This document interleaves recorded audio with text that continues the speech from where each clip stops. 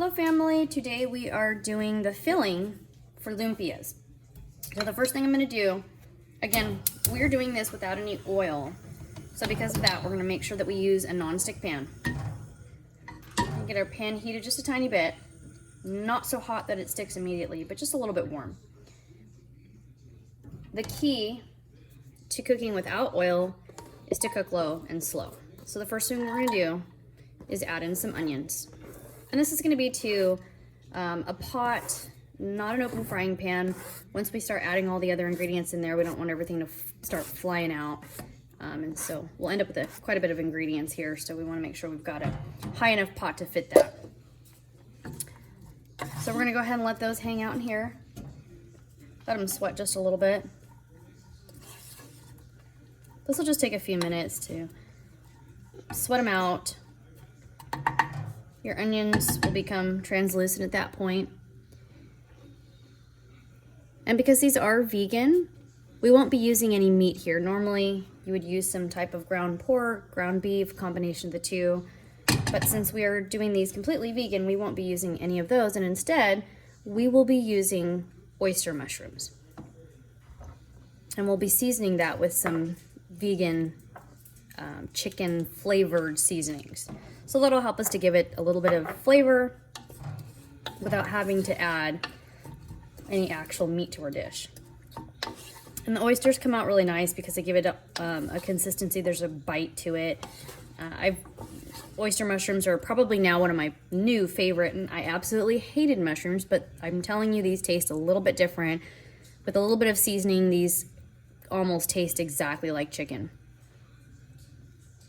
So those are my new favorite find. I have been eating a whole food, plant-based diet now for almost 2 years, and it's taken me this long, probably into a year and a half, before I finally discovered the oyster mushrooms, and wish I would have discovered those a long time ago. So as you can see, these are starting to sweat out.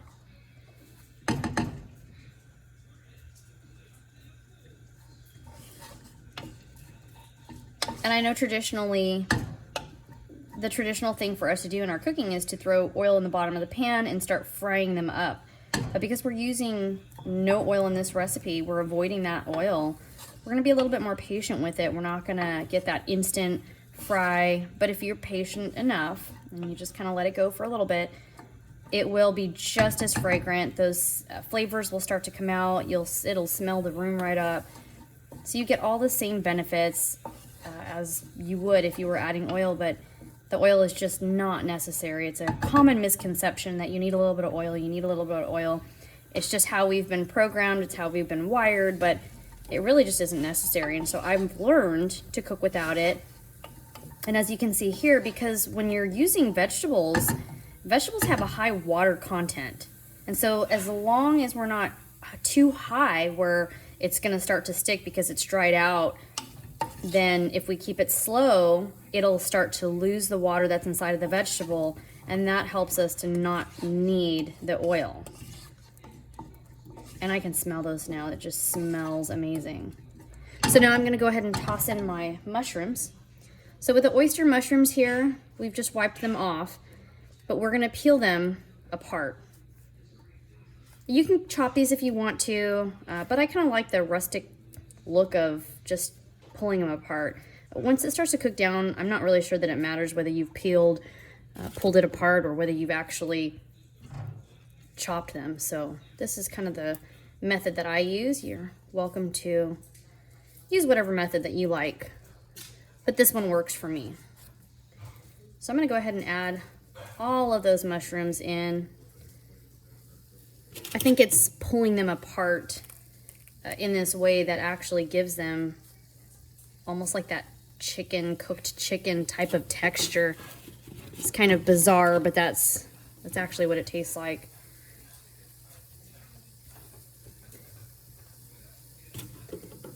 Even my kids were really surprised on this one. They weren't sure what it was. They came back for more just because the flavor here was so good. Give these a try. I don't think you'll be disappointed.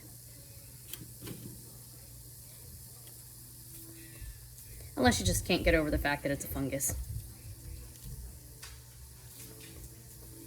Or maybe I should say a version of a fungus. Okay, I'm almost done adding these guys in. Separate those last few ones and get those guys joining the party.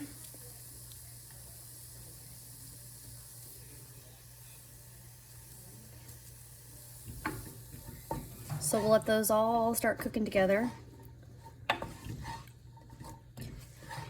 To be honest, I'm not sure that the chicken flavored, the vegan chicken flavoring is necessary here. I'm gonna add it just to give it one more depth of flavor, but I'm not honestly sure that you don't have to have it. You probably could get away without having to add any additional seasonings in here. I think you would be just fine. If I didn't have it with me, I probably would just go without it. But I do have it, and I do like the way it comes out, so I'm gonna go ahead and add a little bit of that.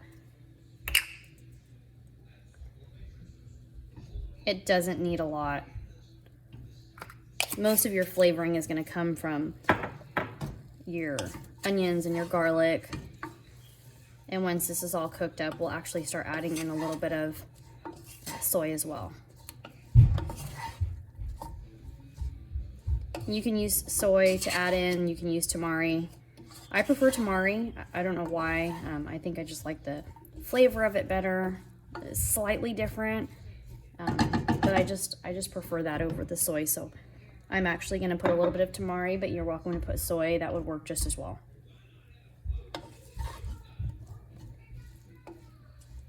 So the mushrooms are gonna cook down just like a regular mushroom would. They are not going to cook and almost dissolve the way say a button mushroom would. A button mushroom, you start with a bunch of them and then they, shrink down to about, I don't know, a third of the size of, the package that you started with. These will shrink down just a little bit, but they won't shrink down nearly as much as those, the button mushrooms do. So you'll see that starting to come together now. Just like that. So they're mostly cooked down now. And I'm going to go ahead and add in a little bit of the soy. Or tamari. Like I said, either one is okay. To that, I'm going to add about 2 cups of cabbage. In this case, I have actually the tricolor, so I've got carrots and the red cabbage as well. This is what I have, so this is what I'm using, but either one would be fine.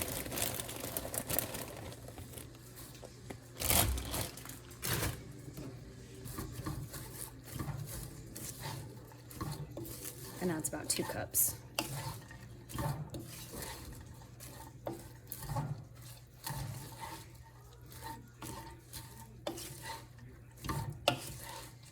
You're just gonna mix till everything comes together. Your cabbage is gonna cook down just a little bit. It does not have to cook down completely. As you fry, or in our case, we're gonna bake these into our lumpia. We're gonna roll them into our lumpia wrappers and then we're gonna bake them. But regardless of whether you're baking or frying, that will continue to cook down. So we want them a little bit cooked, but don't worry too much about making sure that, especially these harder pieces, that they're completely soft. That's okay. That won't matter. So I'm gonna go ahead and season this now with a little bit of salt and a little bit of pepper.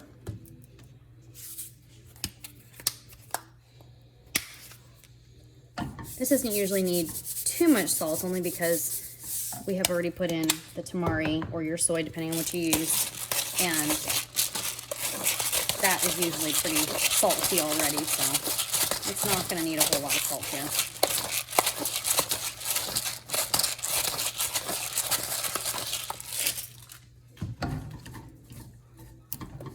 Your salt and pepper is really just a taste. I always say adjust accordingly. If it was too much, you know, start with a little. If it's not enough, add a little bit more. One of my favorite things about cooking is that you absolutely can adjust, and everybody's taste is different. So I look at all recipes as just a foundation of what I can do. This is where we start from, and then I get to put my own twist on it after that.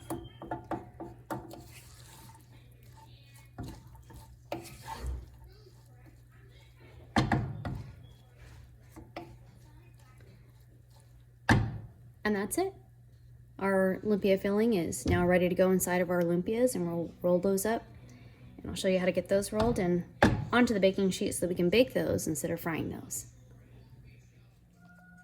Okay, family, so we are going to now move on to the next step in making the lumpias.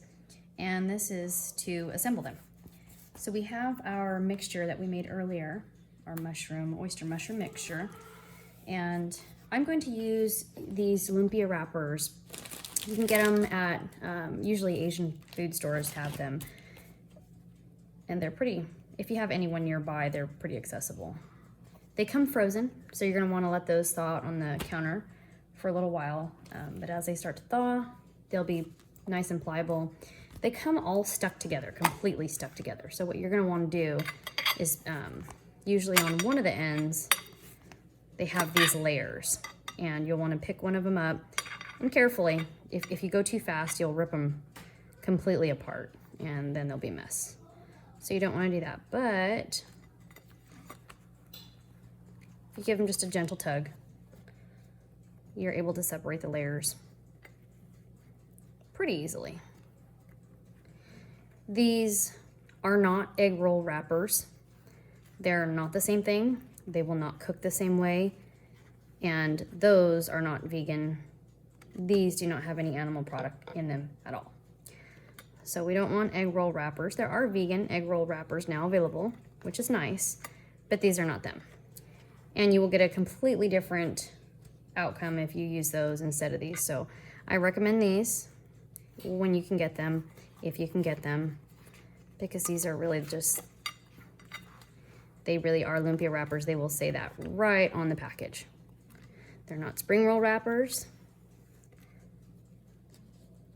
So don't let them confuse you. They will actually say lumpia wrappers on the package. So we're gonna go ahead and separate those. Don't worry about these. They're kind of funny and, you know, kind of mixed, but that's okay. They're like the rest of us, right? Some of them are a little imperfect. So I have those here, and now we're ready to fill. So you want to have a plate available. You want to fill on one plate, so I have all of mine stacked together. We're going to roll on this plate, so we have them all placed here, and once we're done, we're going to place all of our ones that are ready on this plate here. The other thing that you want to have close by is a little bit of water. This is how you'll get them to create a glue and stick so that they don't unravel. So we're going to take about a tablespoon or so. You don't want too much in there. You don't want it too close to the edge. You're going to need to leave some room. And you're going to start by pulling the ends in. I was told this was like an old-fashioned diaper, but you know, I never had that experience. Thank God there were disposables by the time I had children. So we're going to roll this around, tuck it under, keep it close, keep it tight, and then just roll. Once you get to the end, you can dip your fingers, rub it into the very, very end so it gets a little bit sticky here. And that's what will help to create almost like a paste. And you're done with one. So we've got some of these ready to go into the oven. So I've got a plate full here. I'm not quite done rolling yet, but I'm gonna go ahead and stick some of these in the oven because they're ready to go. So the nice thing about these wrappers is that they do not, traditionally these are fried, but these do not have to be fried. So we're gonna go ahead and place them, give them a little space in between just so they have some room to breathe and everybody has a chance to get warm in there. So we'll place them on a parchment lined tray. these are going to go into a toaster. Mine are going into a convection toaster oven. And so I will convect bake these at 450 for about 6 to 7 minutes. They do not take long. You can halfway through, after a few minutes, go through and flip them over so that they get even baking time, but they go really quick from here. You can deep fry these, you're welcome to, but because we are focusing on no oil recipes, we actually choose to bake these, and the great thing is that they come out just as crunchy and just as crispy without even having to fry them. So there you go, family. That's the vegan lumpia recipe that I have modified from a traditional recipe, and I hope you enjoy it.